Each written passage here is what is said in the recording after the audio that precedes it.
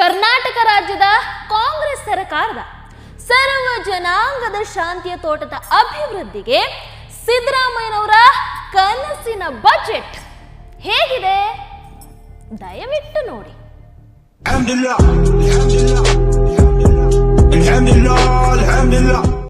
ವಕ್ಫ್ ಬೋರ್ಡ್ಗೆ 100 ಕೋಟಿ, ಅಂಜನಾದ್ರಿಗೆ 100 ಕೋಟಿ, ಕ್ರಿಶ್ಚಿಯನರಿಗೆ 200 ಕೋಟಿ, ಅಂಜನಾದ್ರಿಗೆ 100 ಕೋಟಿ, ಮಂಗಳೂರು ಹಜ್ ಭವನ ನಿರ್ಮಾಣಕ್ಕೆ 10 ಕೋಟಿ, ಅಂಜನಾದ್ರಿಗೆ 100 ಕೋಟಿ, ಅಲ್ಪಸಂಖ್ಯಾತರ ಅಭಿವೃದ್ಧಿ ಕಾರ್ಪೊರೇಷನ್ಗೆ 393 ಕೋಟಿ, ಅಂಜನಾದ್ರಿಗೆ 100 ಕೋಟಿ, ಮುಸ್ಲಿಂ ಮಹಿಳಾ ಸ್ವಸಹಾಯ ಗುಂಪಿಗೆ 10 ಕೋಟಿ, ಅಂಜನಾದ್ರಿಗೆ 100 ಕೋಟಿ.